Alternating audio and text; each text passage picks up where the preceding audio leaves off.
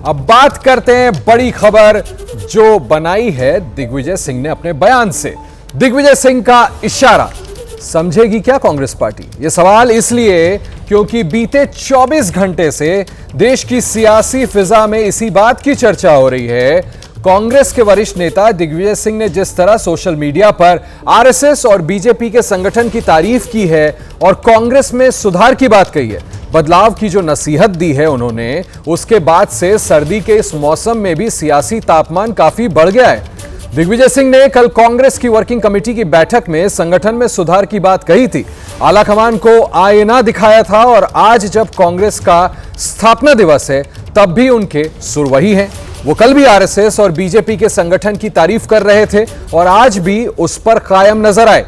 कल भी उन्होंने कहा था कि वो आरएसएस की विचारधारा से नहीं बल्कि उसके संगठनात्मक कौशल से सीखने की जरूरत है और वही बात आज भी कह रहे हैं। कल भी उन्होंने कांग्रेस में संगठन पर सवाल उठाए थे तो आज भी वो संगठन में सुधार की अपनी बात को दोहरा ही रहे हैं। और अब दिग्विजय सिंह के साथ कांग्रेस के कई और नेता भी सुर में सुर मिला रहे, जिनमें डॉक्टर शशि थरूर भी शामिल हैं, जो पार्टी में अपनी बात खुलकर रखने के लिए जाने जाते हैं और दिग्विजय सिंह के साथ भी वो खुलकर खड़े हैं।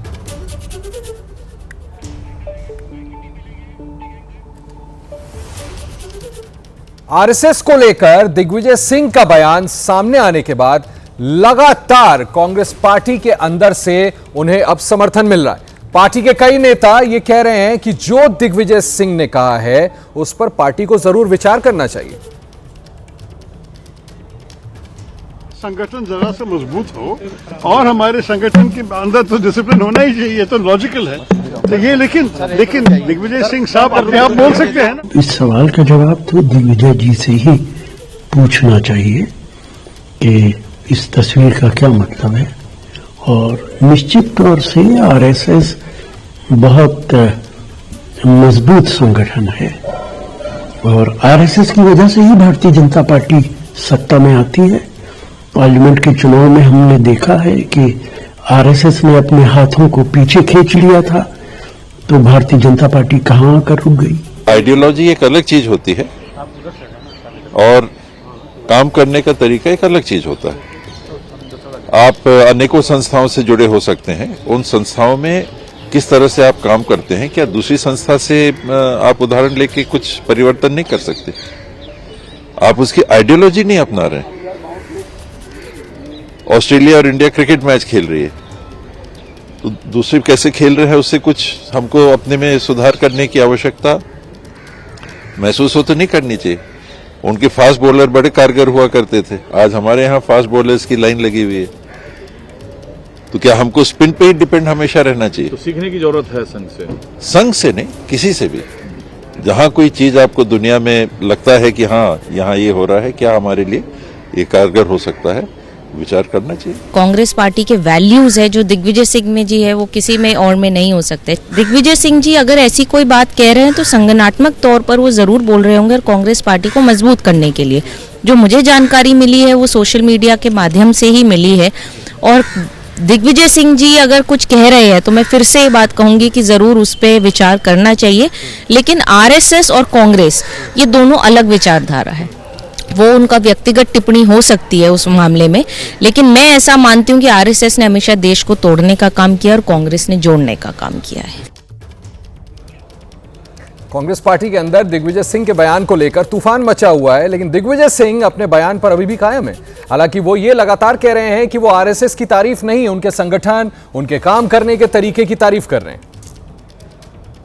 मैंने संगठन की तारीफ की है और मैं आरएसएस का और मोदी जी का, उनकी नीतियों का घोर विरोधी था, हूं और रहूंगा। मैं तो शुरू से इस बात को कहता रहा हूं कि राष्ट्रीय स्वयंसेवक संघ की विचारधारा का मैं विरोधी हूं, क्योंकि ये पूरे तरीके से न तो संविधान को मानते हैं, न देश के कानून को मानते हैं और अपंजीकृत संस्था है जिस पर कोई कानून लागू नहीं होता।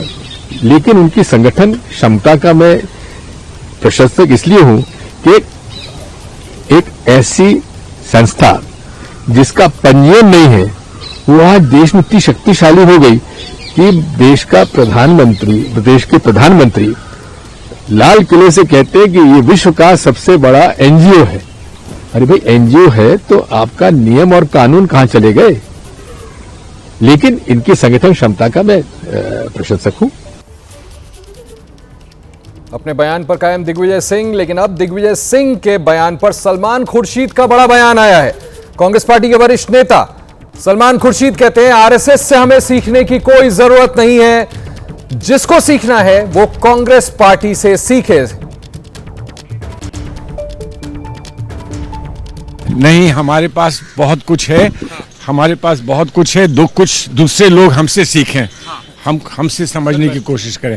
कांग्रेस पार्टी से सीखना चाहिए, कांग्रेस पार्टी से सीखना चाहिए। कांग्रेस पार्टी ने इस आरएसएस से सीखने की जरूरत नहीं, आपको लगता है? हरगिज नहीं, हम उस आइडियोलॉजी को अपोज करते हैं। हमारे साथ मोहित राज दुबे मेरे सहयोगी जुड़ रहे हैं कांग्रेस मुख्यालय से। मोहित, इस बारे में कई बार मेरी और आपकी बात हो गई, संगठन कमजोर है क्या जिसको मजबूत करने की बात कही जा रही है? और अब तो दिग्विजय सिंह को और लोगों का साथ मिल रहा है।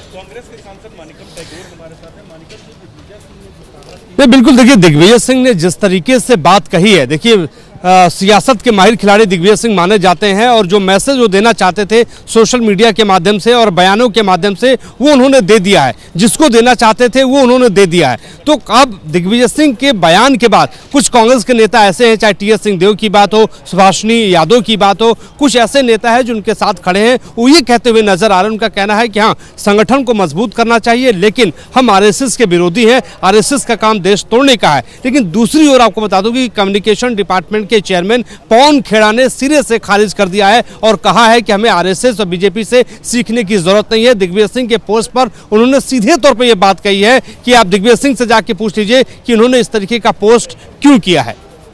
मोहित, ऐसा तो कई बार हुआ है ना, ये कोई पहली बार थोड़ी है कि आप कह रहे हैं कि पवन खेड़ा साहब ने उनके बयान को वो कर दिया। दिग्विजय सिंह अगर कोई बयान देते हैं, आपने भी सैकड़ों बार देखा है, अपने बयान पे वो कायम रहते हैं, पार्टी अलग सोचती है सोचे, लेकिन एक बड़ा राजनीतिक चर्चा का विषय तो उन्होंने दे ही दिया है। अब तो सवाल ये उठ रहे हैं ना कि अब आप संघ से सीखिएगा। लगातार कांग्रेस पार्टी में, मोहित आपने भी देखा है, कई बार लोग कहते हैं कार्डर बेस्ड पार्टी बना दो, और अब ये बात हो रही है कि संघ से हमको सीखना चाहिए कि संगठन को कैसे बनाया जाए। बिल्कुल बिल्कुल आशीष, आप बिल्कुल सही कह रहे हैं कि जब आप संघ से सीखिएगा तो लड़िएगा कैसे, सवाल तो यही उठता है। जिस आरएसएस और भारतीय जनता पार्टी की मुखालफत और जो है लगातार राहुल गांधी करते हुए नजर आते हैं, हर मोर्चे पर, चाहे रैली के माध्यम से हो, सदन के भीतर हो, सदन के बाहर हो, तो एक आपकी पार्टी का बड़ा नेता जो है आरएसएस की बुराई कर रहा है, आरएसएस की आलोचना। मोहित, इसके पीछे की वजह एक ये भी हो सकती है ना, ये नया G23 जैसा ग्रुप तो नहीं बन रहा कांग्रेस पार्टी के भीतर? कुछ ऐसे वरिष्ठ दमदार पार्टी के नेता जो चाहते हैं कि नेतृत्व कुछ बदलाव करे, हम इन पर ब्लेम क्यों डालें? भाई वो ये चाहते हैं, उनकी नजर में पार्टी में मूलचूल परिवर्तन की जरूरत है, नेतृत्व इसका संज्ञान ही ले ले। देखिए बिल्कुल, ये सवाल हम मानिक टैगोर से पूछ लेते हैं, लोकसभा सांसद हैं। दिग्विजय सिंह के ट्वीट के बाद हंगामा शुरू हो गया है, क्या वाकई संगठन में कोई कमजोरी दिखाई दे रही है आपको? कांग्रेस पार्टी मजबूत पार्टी है और भारत जोड़ो यात्रा, भारत जोड़ो न्याय यात्रा, इस सारे में आप भी साथ में ट्रैवल किए थे। जमीनों का साथ जुड़ा हुआ पार्टी है। इस पार्टी का संगठन ये मूवमेंट वाला पार्टी है। ये एक ऑर्गेनाइज तरीके से नफरत फैलाने वाला पार्टी नहीं है। ये इस पार्टी का स्ट्रेंथ यही है कि मीन्स ये लोगों का पार्टी है, लोगों से बनती है और किसी इंडिविजुअल से नहीं बनती है पार्टी। लेकिन दिग्विजय सिंह ने जो ट्वीट किया, आरएसएस और बीजेपी के संगठन से सीखने की नसीहत दे डाली है सोशल मीडिया पर, तो क्या कहेंगे, कैसे देखते हैं? ये एक बहुत इंपॉर्टेंट बात है कि मीन्स आरएसएस एक नफरत का फैलाने वाला पार्टी है। आरएसएस नफरत का बेस्ड पार्टी है, नफरत से ब्रीड करती है वो संगठन। उस आरएसएस नफरत का फैलाती है और प्रचार करती है नफरत का।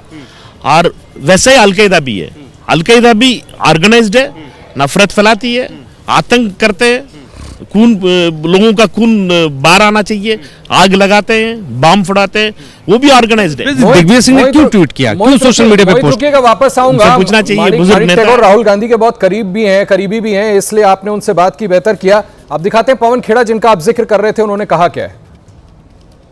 मेरे साथ कांग्रेस के राष्ट्रीय मीडिया चेयरमैन पवन खेड़ा साहब खास बातचीत के लिए मौजूद हैं। सर, स्वागत है आपका। पहला सवाल कि दिग्विजय सिंह ने सोशल मीडिया पे जो ट्वीट किया है उसमें उन्होंने कहा है कि मोदी जी चरणों में बैठे हैं, आडवाणी जी कुर्सी पे बैठे हैं, आरएसएस और बीजेपी की यही ताकत है कि एक चरणों में बैठा व्यक्ति मुख्यमंत्री और प्रधानमंत्री बन सकता है?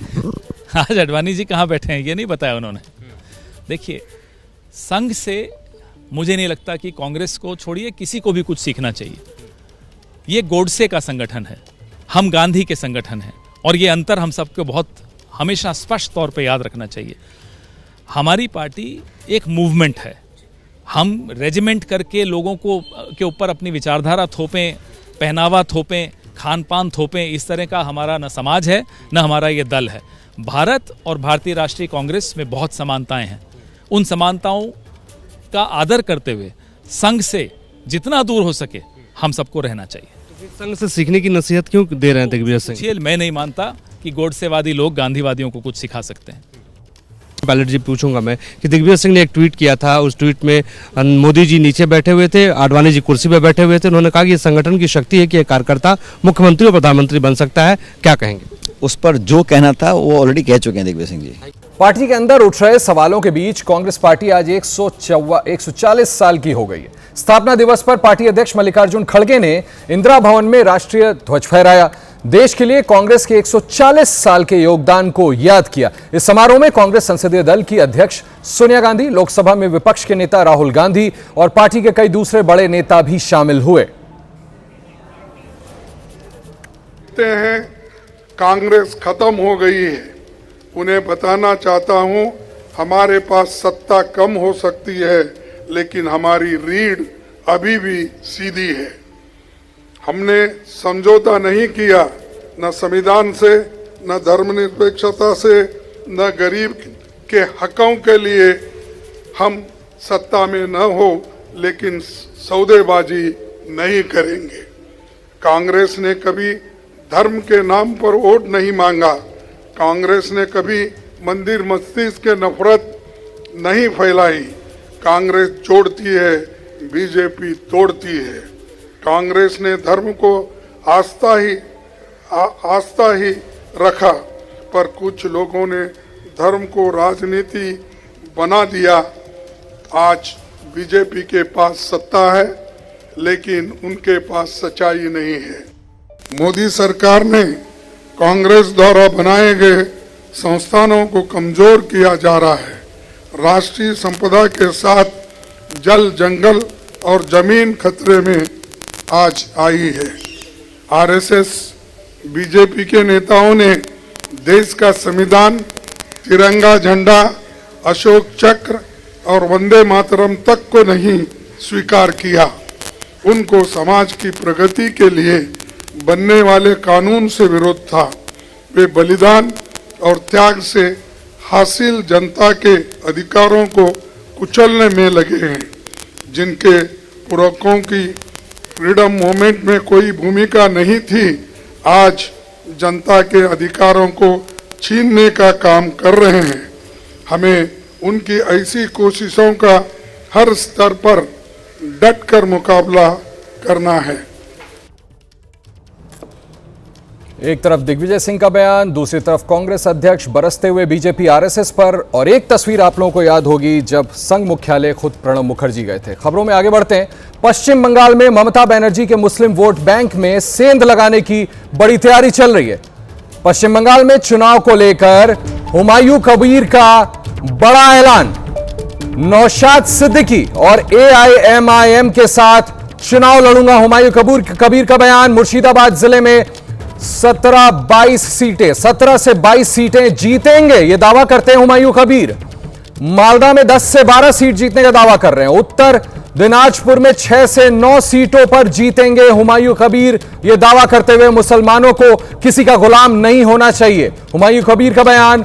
मुसलमान सिर्फ अल्लाह के गुलाम होने चाहिए, हुमायूं कबीर की तरफ से यह बयान दिए गए हैं। पश्चिम बंगाल की राजनीति में फुरफुरा शरीफ मुस्लिम वोट बैंक पॉलिटिक्स का सेंटर रहा है। आपको बता दें, यहां मोहम्मद अबू बकर सिद्दीकी की मजार है। मोहम्मद अबू बकर सिद्दीकी की मजार है, जो बंगाल के मुसलमानों के एक वर्ग के प्रमुख पीर माने जाते हैं। फुरफुरा शरीफ के धार्मिक नेताओं का राज्य की 2500 से ज्यादा मस्जिदों पर नियंत्रण है। बांग्ला भाषी मुसलमानों पर फुरफुरा शरीफ का अच्छा खासा प्रभाव है। यही वजह है कि पिछली बार ममता बनर्जी को मुसलमानों का एक मुश्त वोट मिला था, लेकिन इस बार हुमायूं कबीर ने नई पार्टी का ऐलान कर ममता बनर्जी की मुश्किलों को बढ़ा दिया है। हुमायूं कबीर मुस्लिमों को एकजुट कर तृणमूल कांग्रेस में बड़ी सेंध लगाने की तैयारी कर रहे हैं। इस वक्त की बड़ी खबर, जिस तरह से उन्होंने बयान दिया है, गठबंधन और जीत को लेकर हुमायूं कबीर ने क्या कहा वो आपको सुनाते हैं। नौशाद और मीम को साथ लेके मैं लड़ेंगे। मेरा तो ख्याल से ये लग रहा है मैं 17 सीट हासिल करेगी, जीत हासिल करेगी। मालदा में 12 सीट से 10 सीट मैं हासिल कर लूंगी, जीत हासिल कर लूंगी। और उत्तर दिनाजपुर में 9 सीट से 6 सीट में जीत का हासिल कर लूंगी। वहीं ममता बनर्जी पर निशाना साधते हुए हुमायूं कबीर ने पश्चिम बंगाल के मुसलमानों से अपील की है कि मुसलमानों को सिर्फ अल्लाह की गुलामी करनी चाहिए, किसी और की नहीं। मुसलमान भाई को एक ही बात बोलूंगी, मुसलमान किसी को और मुस्लिम को गुलामी नहीं करना चाहिए, मुसलमान अल्लाह को गुलामी करना चाहिए। यही मैं ऐलान करूंगी, सब लोगों को यही मैं दुआ मांगूंगी। बाबरी मस्जिद की नींव रखने के बाद से सुर्खियों में आए हुमायूं कबीर अब सियासी दलों के भी निशाने पर हैं। बीजेपी ने हुमायूं कबीर की तुलना बाबर से की है, तो वहीं उद्धव ठाकरे की पार्टी के नेता संजय राउत ने हुमायूं कबीर को बीजेपी का एजेंट करार दे दिया है। टीएमसी बांग्लादेश और पाकिस्तानी घुसपैठियों के आधार पर राजनीति कर रही है। वहां आज बंगाल में 35 से 40% घुसपैठिए हैं, उनको मालूम है। सत्ता के रहने के लिए देश को समय समय पर टीएमसी जैसी मानसिकताओं ने समय समय पर बेचा है, देश के साथ गद्दारी की है। तो टीएमसी का भी वही केवल वोट के लिए वो कर रहे हैं, वरना अगर तुम्हारे अंदर दम है, मीडिया दिखा रही है, कौन सी कमेटी गई तुम्हारी, क्यों नहीं उनके खिलाफ एफआईआर दर्ज कर रही। और बाबरी मस्जिद होने का मतलब क्या है? या तो कहें हुमायूं कबीर मस्जिद में बनाने जा रहा हूं, मैं एक और बाबर पैदा हो रहा हूं, लेकिन अब देश बदल चुका। हुमायूं कबीर जो है बीजेपी का एजेंट है। जो मेरी जानकारी है, पश्चिम बंगाल में अब हुमायूं कबीर के भरोसे बीजेपी वहां चुनाव लड़ना चाहती है।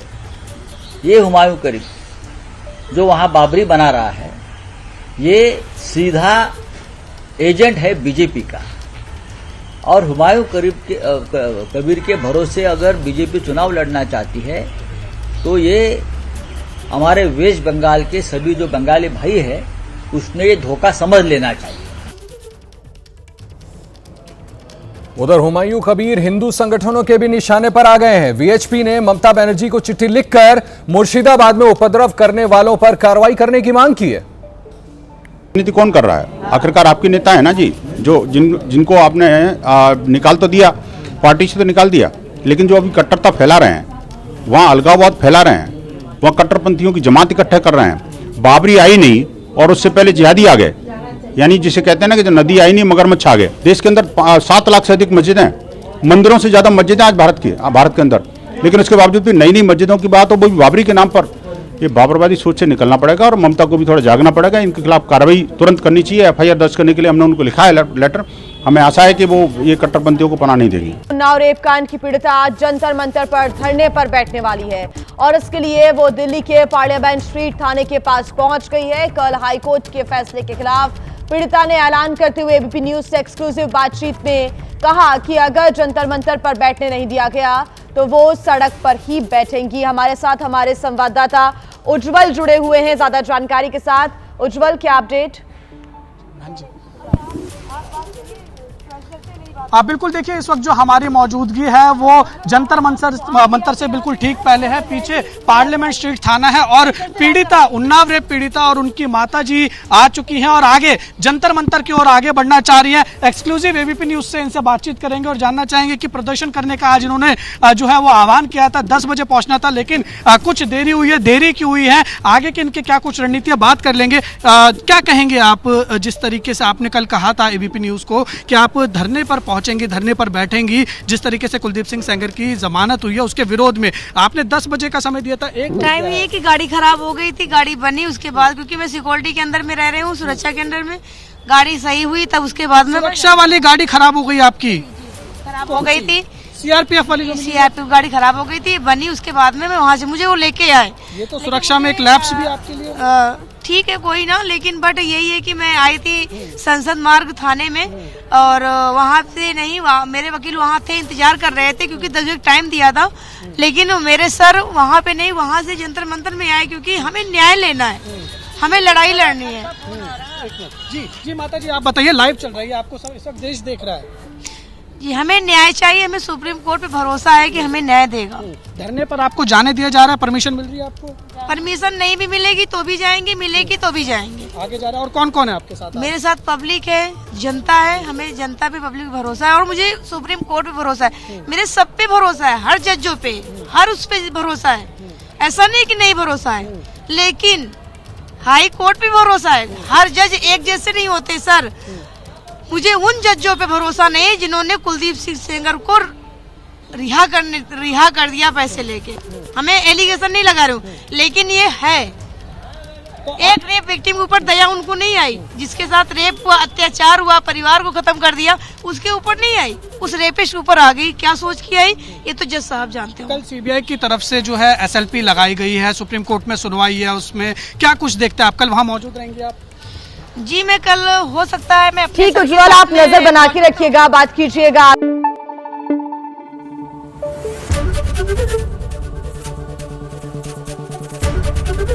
एबीपी न्यूज आपको रखे आगे।